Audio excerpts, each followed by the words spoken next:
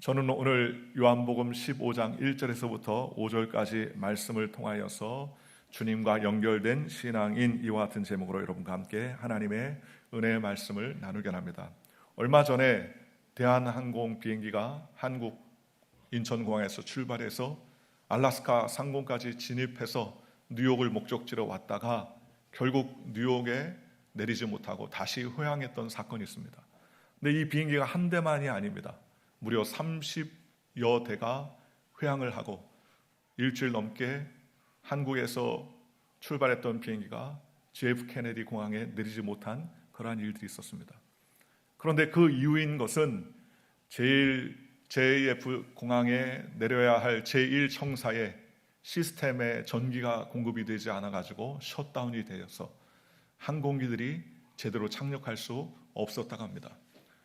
오늘 21세기를 살아가는 이 시대에 강대국 미국 그리고 제일 많은 사람들이 왕래하는 분주한 존 F 케네디 공항에 제일 첫 번째 1청사가 전력이 공급되지 않아서 수많은 비행기가 결항되었다는 사실은 우리에게 굉장한 충격을 가져다 주었습니다. 오늘날 우리가 사는 세계는 다 연결로 통하게 되어 있습니다. 전기도 하나 연결되지 아니하면 아무것도 할 수가 없을 정도입니다. 사람과 사람 사이에도 연결을 통하여 관계를 맺어갑니다. 오늘 우리가 살아가는 이 세상에 모든 것들이 연결돼요. 요즘은 선 없이도 충전하고 선 없이도 올려놓기만 해도 전화기에 충전되지만 선이 없을 뿐이지 선을 통하지 아니하고 연결되는 그러한 시스템을 갖추기 때문에 연결은 바로 중요한 화두가 될 수 있다는 것입니다. 오늘날 사람들은 두 가지의 세계관에서 삽니다. 하나는 인본주의적인 세계관과 또 하나는 신본주의적인 세계관입니다. 인본주의적인 세계관에는 하나님이 존재하지 않습니다. 사람이 중심이고 사람이 결정하고 사람이 모든 것을 이끌어간다고 생각합니다. 그런데 이런 사람의 인본주의적인 상태에서도 제일 중요한 것이 바로 연결되어 가는 것이죠. 젤린스키 대통령, 우크라이나 대통령이 수많은 그러한 대통령과 국가들에게 연결하고 또 연설하고 그들에게 계속적으로 무기와 지원들을 공급받기를 소망합니다. 왜냐하면 우크라이나와 러시아의 전쟁에 우크라이나가 열세일 수밖에 없는데 그 열세를 극복하는 방법은 세계 강대국과 여러 나라의 연결과 관계를 통해서 지원이 계속되도록 하는 연결이 중요하기 때문이라는 것이죠. 모든 인간은 그런 면에서 태어나면서부터 연결로 시작합니다. 태어날 때 부모와 연결되어 태어나고요, 형제들과 관계를 맺으며 학교에서 친구들과 스승의 관계로 제자의 관계로 맺습니다. 결혼을 해서는 남편과 아내로, 직장에서는 상사와 동료나 후배의 관계를 맺습니다. 그러니 행복과 불행을 느끼는 모든 것도요, 성공과 실패를 느끼는 모든 것도 대부분 바로 이 관계를 통해서 이루어지더라는 겁니다. 미국의 카네기 공대를 졸업했던 수많은 그러한 졸업생들 중에서 성공하는 데 전문적인 지식이나 그런 습득 기술이 필요한 것은 약 15% 정도였다는 거예요. 대부분의 성공한 사람들의 대다수의 85% 이상이 바로 인간관계와 연결되었기 때문에, 좋은 사람과 연결되고 자기를 이끌어줄 수 있는 사람과 연결되었기 때문에 그들이 나중에 성공할 수 있었다는 겁니다. 이렇게 인본주의적인 세계관을 가지고 있는 사람들도 서로 연결되고 하나 되는 것이 매우 중요하다고 생각하는데, 오늘날 저와 여러분같이 신본주의적인 세계관, 즉 하나님이 우리를 이끌어준다는 신본주의적인 세계관을 가진 사람은 더더욱 건강한 하나님과의 연결된 관계를 세워나가야 된다고 성경은 우리에게 말씀해 주셨어요. 하나님은 우리를 하나님의 형상과 모양대로 지으셨다고 하나님 말씀해 주셨습니다. 그러니 이제는 우리는 더더욱 하나님과 연결되어 감으로 하나님의 의를 이루는 백성이 되어질 수 있다는 것입니다. 그런데 우리가 사는 이 세상에 하나님 앞에서 불순종함으로 아담과 하와 이후에 제약 가운데 살았지 않습니까? 영이 죽고 시간과 공간의 제약을 받는 3차원의 존재가 되었다는 것입니다. 그런데 이런 3차원의 존재에 살고 있는 저와 여러분이 극복할 수 없는 한계가 있는데, 그것은 바로 시간이라는 개념이라는 거예요. 우리가 지나온 시간들은 과거라고 얘기하고, 우리가 지금 겪고 있는 시간은 현재라고 말하며, 앞으로 되어질 시간들은 우리가 미래라고 그렇게 이야기합니다. 그런데 이런 시대 가운데서도 하나님께서 우리의 삶의 시간과 공간을 초월하셔서 우리 가운데 역사에 주시더라는 것입니다. 그러니 아브라함이 믿음의 조상이 된 이유도 하나님이 아브라함에게 찾아오셨기 때문입니다. 창세기 15장에 보면 하나님이 아브라함에게 나타나셔서 언약을 맺으십니다. 3년 된 암소와 3년 된 암염소와 3년 된 순양을 가져다가 중간을 쪼개놓고 그 사이를 통과하시면서 언약을 지켜준다는 거예요. 즉 재물이 쪼개지는 한이 있더라도 이런 엄숙한 의식과 연결을 통해서 하나님과 가까워지게 되시더라는 것입니다. 쪼갠 고기 사이로 지나갔던 하나님께서 아브라함에게 복의 근원이 되고 은혜의 근원이 되도록 하나님께서 전적으로 관계를 맺고 그와 함께 연결되고 계시더라는 것입니다. 그러니 우리는 이 땅 가운데 살면서 더더욱 하나님과 연결되는 삶을 살아야 됩니다. 오늘 저와 여러분들이 이제는 누구하고 연결되어야 되느냐? 바로 독생자 예수 그리스도를 통하여서 연결되어 가는 저와 여러분들 되시기를 주님의 이름으로 축원합니다. 로마서 3장 24절에 보면 우리가 하나님의 은혜로 말미암아 연결되어 주님께 영광 돌리게 되었다고 그랬습니다. 그리스도 예수 안에 속량으로 말미암아 하나님의 은혜로 값없이 의롭다 하심을 얻은 자가 되었느니라 라고 말했습니다. 오늘 우리는 노력과 수고를 통하지 아니하고 예수 그리스도의 보혈의 십자가로 말미암아 하나님과 연결된 믿음의 백성이 되었다라고 말하는데, 이렇게 하나님의 의로 말미암아 대속함을 받았을 때 이 의는 무엇입니까? 그것은 바로 헬라어 디카이오시네라는 말입니다. 이 디카이오시네라는 말은 무슨 뜻이냐? 하나님과 올바른 관계라는 뜻을 말하는 거예요. 즉 의는 내가 선하고 내가 착하고 내가 노력을 해서 얻는 의가 아니라 하나님과의 관계가 올바라지고 하나님과의 연결이 이루어지니까 의롭게 되었다고 성경은 말씀하고 있더라는 것입니다. 오늘 누구든지 예수 그리스도를 구주로 영접하면 이 세상에 죽었던 영이 살아나고 하나님의 놀라운 올바른 관계로 새로운 피조물이 된다고 성경은 우리에게 말씀해 주셨다는 것입니다. 오늘 본문은 바로 그 관계에 대해서 설명해 주시는 거예요. 오늘 성경 요한복음 15장 1절에 나는 참 포도나무요 내 아버지는 농부라 라고 말하며 4절에 내 안에 거하라 나도 너희 안에 거하리라. 가지가 포도나무에 붙어있지 아니하면 스스로 열매를 맺을 수 없음같이 너희도 내 안에 있지 아니하면 그러하리라 라고 주님 우리에게 말씀해 주셨다는 것입니다. 그러니 우리가 포도나무와 가지는 불가분의 관계인 거예요. 포도나무 가지가 포도나무에서 떨어져서 열매를 맺을 수 없는 것 같이 오늘 저와 여러분이 예수님과 함께 연결되어 가야 하는 존재요, 가지와 같은 존재라고 성경은 우리에게 말씀해 주셨다는 겁니다. 이 중에서 우리가 강조해야 될 점은 무엇입니까? 예수님은 true, 참 포도나무라는 거예요. 이 상에는요 수많은 포도나무, 자기가 진짜 포도나무라고 주장하는 것들이 얼마나 많습니까? 진짜일 때에 가짜들이 더 많은 경우 아닙니까? 그런데 가짜는 무슨 일이 일어납니까? 진짜는 그것이 변함이 없지만 가짜는요 나중에는 드러나게 되더라는 거예요. 오늘날 이 세상의 진짜의 쾌락이 아니라 세상적인 쾌락과 세상적인 즐거움은 우리에게 잠시 잠깐의 즐거움이지만 영원하지 않다는 거예요. 예를 들면 마약이나 약을 통하여서 쾌락과 즐거움이나 평안과 안녕을 누린다면 그것이 영원하겠습니까? 그러나 그 약물이 끊어지고 그 약효가 떨어지면 더욱더 그 약물을 찾고 더욱더 불행과 어려움 가운데 휩싸이게 되는 경우가 얼마나 많이 있습니까? 그런데 예수님을 우리의 인생의 주인으로 모시면 주님께서 우리에게 진짜가 되어주시고 영원토록 변함없는 참된 소망을 부어주시더라는 것입니다. 성경은 예수 그리스도는 어제나 오늘이라 영원토록 동일하시다고 성경은 우리에게 말씀해 주셨습니다. 잠시 잠깐 느끼게 하는 그러한 일순간의 기쁨이 아니라 변함이 없는 영원한 소망을 하나님께서 우리에게 허락해 주신다는 것입니다. 그러므로 우리가 일상에서 해야 될 일은 뭡니까? 제일 먼저 해야 되고 가장 중점적으로 해야 될 것이 하나님과의 연결과 하나님과의 관계를 이루어가는 신앙인이 되어야 한다는 것입니다. 그렇다면 우리가 어떻게 하면 하나님과 연결돼야 됩니까? 하나님은 우리에게 이 상에서 수많은 것들을 베풀어 주셨습니다. 하나님과 연결하기 위해서 우리는 세 가지를 가지고서 하나님과 더욱더 연결되는 저와 여러분들 되시기를 주님의 이름으로 축원합니다. 모든 인생에 주어진 세 가지가 있는데요. 첫째는 무엇입니까? 바로 물질입니다. 재물 혹은 돈이라고 말하는 것이죠. 돈은 소모품으로 사용하는 유통가치이지 쌓아두는 것이 아니라는 거예요. 쌓아두면 좀과 동록이 해하고 도적이 도적질한다고 성경은 말씀하셨습니다. 그러니 돈을 써서 뭐하라? 돈을 써서 관계를 맺으라는 거예요. 돈을 써서 연결을 하라. 돈을 써서 좋은 일에 관계를 맺어가라 라고 성경은 말합니다.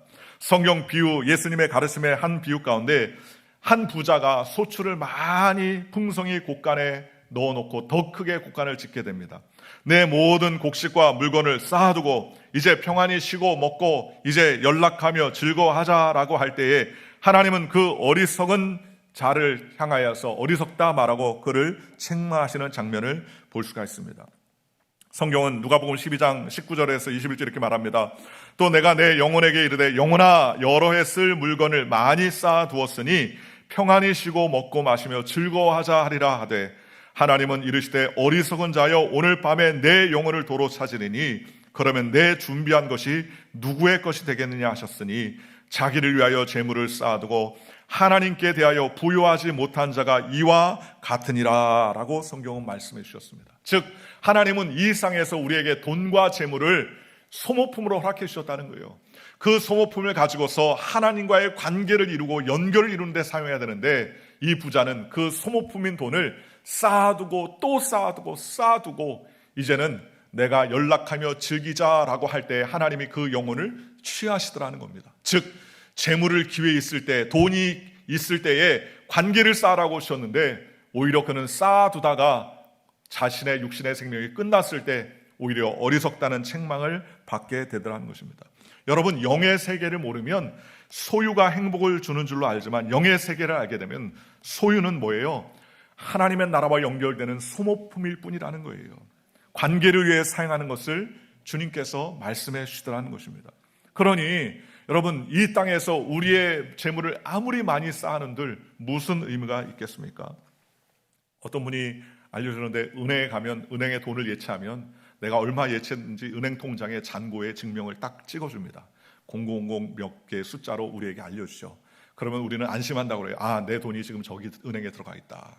그리고 은행에서는 조그마한 이자를 주면서 그 돈을 예치하고 또 은행에서는 그 돈을 막대한 이자를 주면서 기업에게 빌려줍니다. 1년 동안 내가 돈을 쓰지 않고 통장을 바라봐도 나에게 이런 큰 돈이 있구나. 2년이 지나고 10년이 지나고 20년이 지나도 나에게 통장이 있구나라고 할 뿐이지 실제로 내가 그 돈을 만지는 건 아니지 않습니까? 만약에 은행이 도산한다면 그 돈이 어디로 가겠습니까?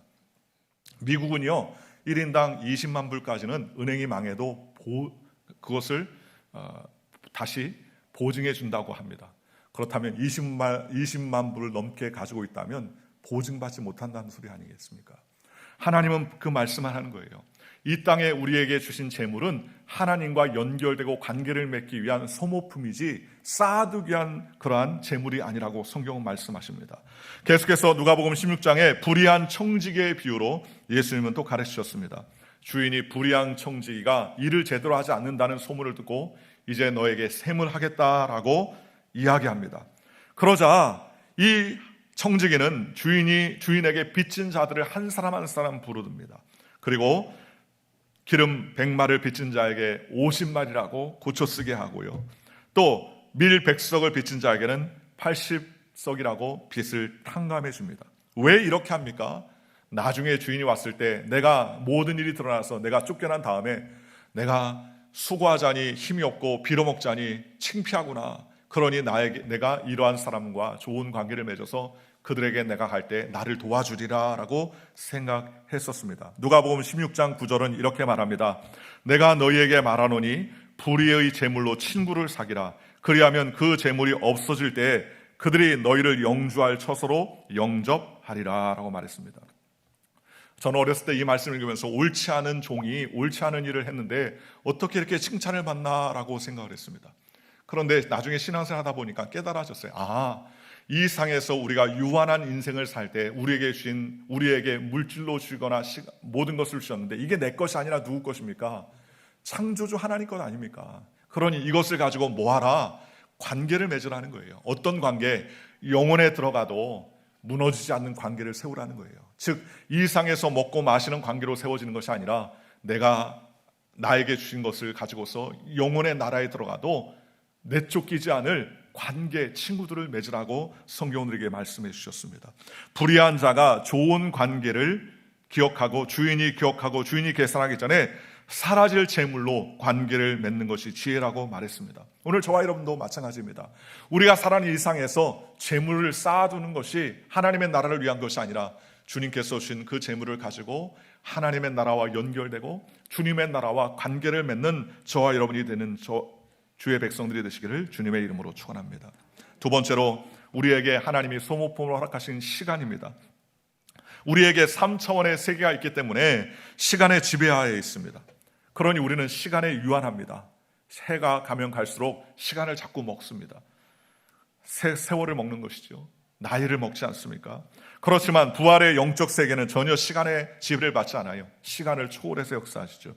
물고기가 물 안에 있을 때 물 밖을 이해하지 못하는 것처럼 우리는 시간의 개념 안에 갇혀 살고 있기 때문에 시간 밖의 개념을 이해하거나 이해할 수도 없다는 겁니다. 예를 들면 여러분들 밤하늘을 쳐다보면 별들이 보이지 않습니까?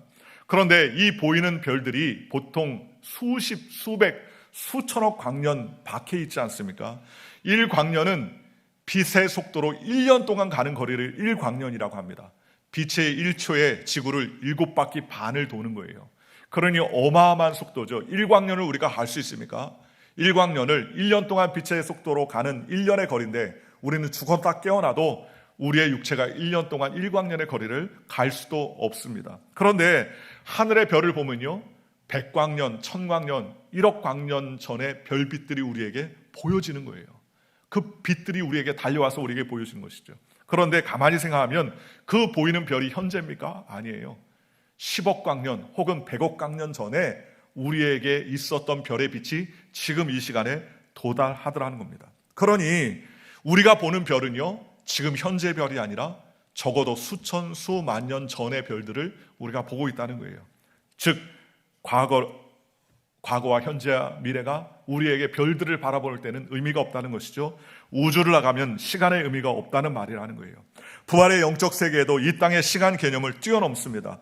예수님께서 요한복음 8장 56절에 우리에게 시간 개념에 대해서 말씀해 주셨습니다. 너희 조상 아브라함은 나의 때에 볼 것을 즐거워하다가 보고 기뻐하였느니라 그랬습니다. 너무나 기가 막힌 말씀 아닙니까?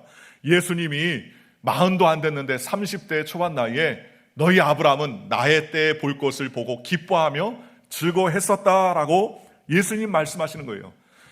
그 이야기를 듣고 바리새인들은 이해하지 못했습니다. 네가 나이가 50도 안 돼서 어떻게 아브라함을 아느냐라고 말했지만 영적인 세계에서 사시는 하나님은 시간과 공간을 초월하셔서 역사에 주도한 것입니다. 2000년 전에 죽은 아브라함이 어떻게 예수님을 현재로 볼 수 있습니까? 우리의 시간 개념으로는 순서로 볼 때는 모순인 것 같지만 영적 세계에서는, 하나님의 나라에서는 시간도 하나님께 지배를 받는 것 아니겠습니까? 그러니 이 땅의 시간은요, 모두 다 뭐예요? 소모품입니다. 없어지는 것이고 무엇만 남습니까? 관계만 남습니다. 2000년 전, 수천 년 전 살았던 아브라함은 오늘 하나님 앞에 현재로 살아가고 있습니다. 그 말인즉슨 우리의 과거나 우리의 현재나 우리의 미래에 다가올 모든 시간은 하나님께서 우리에게 이 세상에 있을 때 그 시간을 통하여서 하나님과 연결되고 관계를 맺으라는 소모품으로 우리에게 주어졌다는 거예요. 영적인 세계에선 우리보다 앞서 돌아가신 분들이 있죠. 부모님이나 남편이나 아내나 자녀라 할지라도 다 영생의 시간 속에서는 현재와 같이 똑같이 하나님의 나라 앞에서는 살아있게 되더라는 것입니다. 새로운 피조물로 영생을 누리는 것이겠지만 우리도 영생의 세계에 들어가기 전에는 현재로 만나는 거예요. 그러니 시간은 우리에게 주신 소모품이라는 것입니다. 오늘 우리에게 시간을 주셨다면 참 특이한 것은 영원한 세계, 영원한 천국에 들어가면 영원토록 하나님과 동행하는데 그 영원토록 하나님과 동행하기 위해서는 이 상에 우리에게 짧게 주어진 이 시간을 어떻게 하나님과 연결하느냐에 따라서 우리의 삶이 영원인 천국으로 하느냐 아니면 영버린 지옥으로 하느냐를 결정하게 되더라는 것입니다. 어떤 사람은 10년 살다가 세상을 떠난 사람이 있고 20년 혹은 30년, 40년 살다가 이 상을 떠난 사람이 있습니다. 때로는 70, 80, 90, 100살까지 살다가 이 상을 떠나는 사람이 있죠. 그런데 중요한 것은 그 유한한 세상 가운데서 우리에게 주어진 시간을 통하여서 하나님과 연결되지 아니하면요 소망이 없는 삶을 살 수밖에 없더라는 것입니다. 그러니 하나님은 우리에게 시간을 주셨습니다. 우리에게 주신 시간을 가지고서 잘 선용하는 저와 여러분들 되시기를 주님의 이름으로 축원합니다. 썩어질 것, 그 시간을 썩어질 것을 사용하지 아니하고 하나님의 나라와 영광을 위해서 사용하는 믿음의 백성이 되시기를 주 예수의 이름으로 간절히 축원합니다. 오늘 주일날 저와 여러분들이 하나님의 나라와 영광을 위해서 시간을 쓰는 이 귀한 일, 얼마나 값지고 귀한 일이겠습니까? 하나님의 나라와 영광을 위해 쓰임받는 믿음의 백성이 되시기를 주님의 이름으로 축원합니다. 세 번째로, 하나님은 우리에게 소모품으로 고난도 함께 겸하여 주셨다는 거예요. 여러분, 질량 보존의 법칙이 있습니다. 질량은 변하지 않는다는 거예요. 여러분, 이런 물건들이 불타 없어지면 그 질량은 소멸되어 갔지만 질량은 변함이 없다는 거예요. 이 세상 속에서 그 질량은 변함없이 그 질량들은 유지된다는 거예요. 고난의 총량 법칙도 있습니다. 우리가 이 세상에서 살다가 받을 고난이 100이라면 이 100의 고난은요, 항상 우리에게 변함없이 총량으로 다가온다는 겁니다. 그렇다면 어차피 고난을 총량으로 받을 거면 이 상에 세상 것 쓴뿌리 단뿌리 세상에 쓸데없는 고난을 받는 것이 아니라 하나님의 나라와 영광을 위한 고난으로, 소모품으로 하나님께 영광 돌리는 저와 여러분들이 되어야 된다는 것입니다. 세상에서의 고난을 그 총량만큼 받지 말고 하나님의 나라를 위한 고난으로 주님께 영광 돌리는 믿음의 백성이 되어야 된다는 것입니다. 주님을 위한 고난으로 우리의 삶을 채워나가는 저와 여러분들이 되시기를 주님의 이름으로 축원합니다. 골로새 1장 24절은 사도 바울이 이렇게 말합니다. 나는 이제 너희를 위하여 받는 괴로움을 기뻐하고 그리스도의 남은 고난을 그의 몸된 교회를 위하여 내 육체에 채우노라 그랬습니다. 얼마나 귀한 말씀입니까? 이제 너희를 위하여 받는 괴로움을 기뻐하며 그리스도의 남은 고난을 나의 육체에 채운다라고 그렇게 고백했습니다. 사도 바울이 고난 당하는 것을 좋아해서 이렇게 이야기했겠습니까? 아니에요. 하나님의 나라를 위한 고난이 변하지 않는다면 세상을 위해 살다가 받는 고난이 아니라 하나님의 나라를 위한 고난이 더 깊고 값 있다고 그렇게 여겨지는 것이라는 겁니다. 사도 바울은 수도 없는 고난과 역경을 만났습니다. 죽을 뻔한 일도 만났습니다. 40에 감한 매를 여러 번 만났습니다. 파선을 당하기도 하고 여러 가지 어려움과 환난과 고통을 받았습니다. 그럼에도 불구하고 사도 바울의 그 고난은 헛된 고난이 아니라 하나님께 영광 돌리는 고난이었다는 겁니다. 3월 달이 되면 독립기념일을 기억하면서 대한민국의 많은 사람들 중에 독립 유가족들을 축복하고 그들을 격려하는 자리를 갖는 것을 많이 봅니다. 특별히 나라 민족, 우리나라를 독립운동에서 이끌어서 그 고난 가운데서 극복하게 하면서 젊은 나이들을 정말 초기와 같이 던졌던 그러한 유명한 독립투사들이 있지 않습니까? 그분들을 동상을 세우고 그분들을 기념하는 것이 무엇입니까? 그들이 고난이 자기를 위한 고난이 아니라 나라 민족을 세우는 그러한 고난이었기 때문에 그 고난에 감사하는 것 아니겠습니까? 오늘 저와 여러분이 하나님의 나라를 위한 고난을 받기를 게을리하지 않으시기를 주님의 이름으로 축원합니다. 예를 들면 우리가 예배 후에 친교를 하기 위해서 음식을 먹고 나눌 때에 그 음식을 준비하기 위해서 때때로 고난이죠. 교회에 나와서 부엌에서 쿡을 하고 국을 끓이고 또 대량으로 음식을 준비하기 위해서는 생각하지 못한 일들의 수고와 고통이 있지 않습니까? 때로는 내가 생각하지 않았던 물질들이 많이 들어갑니다. 이런 모든 일련의 과정들이 어떻게 보면 인간적으로는 고난이라고 할 수 있지 않습니까? 그러나 그런 고난을 통하여서 성도들이 하나 되고 연결되고 서로 하나님의 은혜 가운데 거할 수 있다는 것이 얼마나 큰 축복입니까? 우리가 모여서 예배를 드리고 날마다 새벽마다 모여서 하나님께 간구하며 또 성가대가 모여서 찬양하며 시간을 드리고 마음을 들여서 하나님께 예배하는 그 모든 일련의 과정들은 인간적으로 볼 때 고난이다라고 말할 수 있습니다. 그러나 그러한 고난들이 하나님의 나라를 위해서 채워나가는 그때에 하나님께 영광 받아 주시는 것 아니겠습니까? 우리의 물질을 하나님께 올려드리는 것, 우리의 물질을 구별해서 하나님께 예배드리는 것, 이것도 물질이 없어지는 고난 중에 하나겠지만 그 고난을 통하여서 하나님의 영광과 은혜가 드러난다면 이것이 얼마나 귀한 일이겠습니까? 우리의 인생에 예외 없이 다가오는 모두가 소모시키는 것 세 가지, 물질, 시간, 고난이라는 거예요. 오늘 저와 여러분이 이 물질과 시간과 고난, 이 세 가지가 소모될 텐데 주를 위해 소모하며 하나님의 나라를 위해서 소모하는 믿음의 백성이 되시기를 주님의 이름으로 축원합니다. 하나님의 나라의 관계를 맺기 위한 연결의 도구로 가치를 가질 때 진정으로 하나님 앞에 쓰임받은 믿음의 삶을 살 수 있게 되더라는 것입니다. 오늘 성경에 예수님은 말씀하시기를 올바른 관계의 증거는 열매로 나타난다라고 우리에게 말했습니다. 포도나무는요, 그 목재가 특이해서 구불구불하고 도저히 건축 재료나 아니면 가구를 만들기 위한 재료로 쓸 수 없다는 거예요. 포도나무는요, 높이 자라지 않습니다. 백향목이나 아니면은 무슨 큰 아름드리 나무나 대들보 나무, 오동나무처럼 그렇게 곱게 자라는 나무가 아니라 굽이굽이 져가지고요, 크게 자라지도 못하고 그 두께도 얇다는 겁니다. 그래서 목재나 다른 것으로 쓸 수 없어요. 여러분 집에 아무리 좋은 장을 가지고 있어도 오동나무나 다른 나무로 만들어도 포도나무로는 만들지 않습니다. 왜냐하면 가치를 넣을 수가 없다는 겁니다. 그러니 포도나무는요, 목재 외에 다른 것을 쓸 수 없으며 오직 열매를 위해서 존재하는 나무라는 거예요. 다른 말로 말하면 가지의 존재는 열매 맺기 위한 것이지 다른 그 외에는 아무것도 필요가 하지 않더라는 겁니다. 우리를 향한 주님의 뜻은 우리에게 열매 맺기를 원하신다고 성경은 말씀합니다. 마태복음 7장 20절은 성경이 이렇게 말합니다. 이러므로 그들의 열매로 그들을 알리라 라고 성경은 우리에게 말씀해 주셨습니다. 예수님의 기적 가운데 유일한 저주의 기적이 있습니다. 그 저주의 기적은 무엇입니까? 마태복음 21장에 나오는 무화과를 저주한 사건입니다. 왜 저주했습니까? 열매를 먹어야 되는데 열매가 없었기 때문입니다. 잎만 무성했기 때문이라는 거예요. 우리와 좋은 관계를 맺으시는 예수님은 언제나 우리를 통하여서 좋은 관계의 열매를 맺기를 원하신다는 거예요. 그렇다면 열매를 맺으라는 예수님의 말씀은 무엇으로 귀결됩니까? 그것은 붙어 있으라는 거예요. 오늘 성경 본문 2절과 3절은 이렇게 말씀하고 있습니다. 무릇 내게 붙어 있어 열매를 맺지 아니하는 가지는 아버지께서 그것을 제거해 버리시고 무릇 열매를 맺는 가지는 더 열매를 맺게 하려 하여 그것을 깨끗게 하시느니라.